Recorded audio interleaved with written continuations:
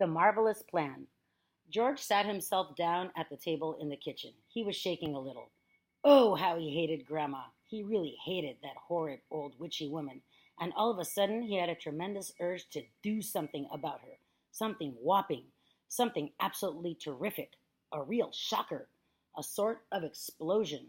He wanted to blow away the witchy smell that hung about her in the next room. He may have been only 8 years old, but he was a brave little boy. He was ready to take this old woman on.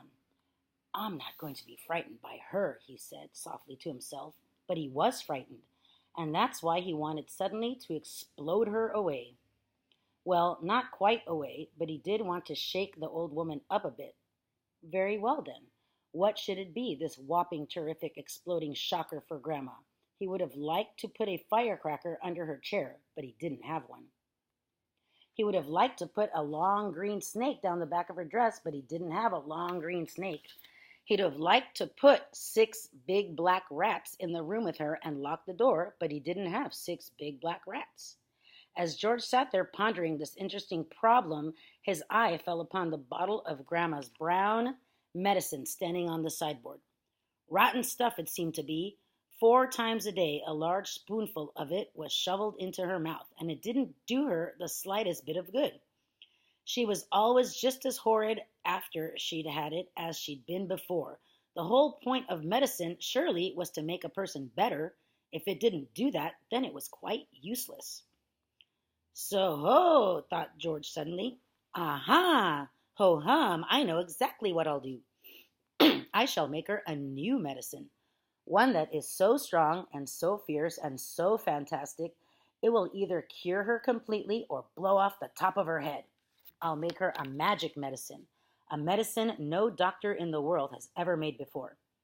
George looked at the kitchen clock. It said 10:05.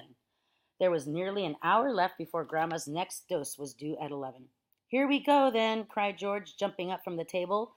A magic medicine it shall be. So give me a bug and a jumping flea, give me 2 snails and lizards 3, and a slimy squiggler from the sea, and the poisonous sting of a bumblebee, and the juice from the fruit of a jujube tree, and the powdered bone of a wombat's knee, and 100 other things as well, each with a rather nasty smell. I'll stir them up, I'll boil them long, a mixture tough, a mixture strong, and then hi-ho, and down it goes. A nice big spoonful, hold your nose. Just gulp it down and have no fear.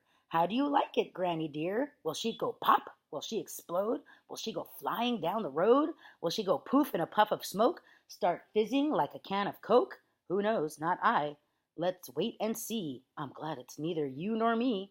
Oh, Grandma, if you only knew what I have got in store for you.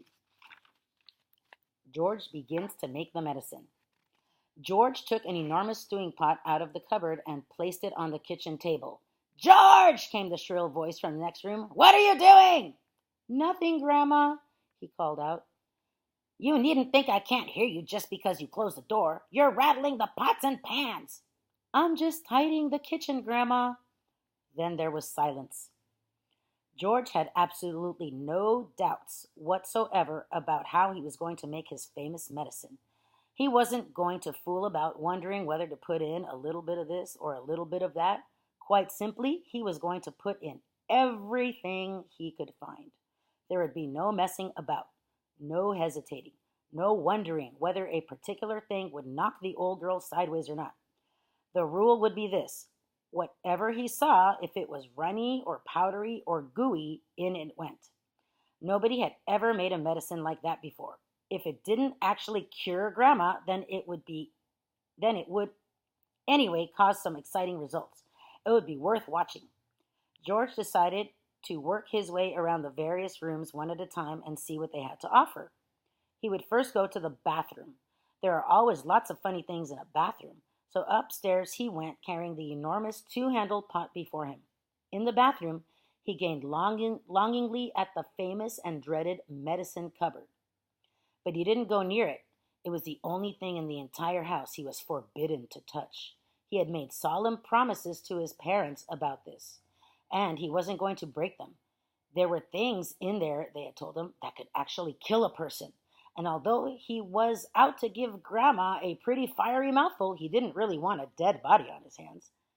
George put the stew pot on the floor and went to work. Number 1 was a bottle labeled Golden Gloss Hair Shampoo. He emptied it into the pot.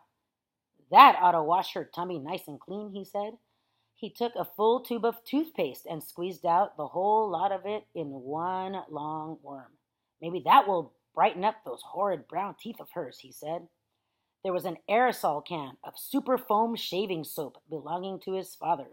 George loved playing with aerosols. He pressed the button and kept his finger on it until there was nothing left. A wonderful mountain of white foam built up in the giant pot. With his fingers, he scooped out the contents of a jar of vitamin-enriched face cream. In went a small bottle of scarlet nail polish. If the toothpaste doesn't clean her teeth, George said, then this will paint them red as roses. He found another jar of creamy stuff called hair remover. Smear it on your legs, it said, and allow to remain for 5 minutes. George tipped it all into the pot. There was a bottle with yellow stuff inside it called Dishworth's famous dandruff cure. In it went. There was something called Brilliant for cleaning false teeth. It was a white powder. In that went too. He found another aerosol can. Nevermore Ponging deodorant spray. Guaranteed, it said, to keep away unpleasant body smells for a whole day. She could use plenty of that, George said as he sprayed the entire can full into the stewing pot. Liquid paraffin, the next one was called. It was a big bottle. He hadn't the faintest idea what it did to you, but he poured it anyway. That, he thought, looking around him, was about all from the bathroom. On his mother's dressing table in the bedroom, George found yet another lovely aerosol can.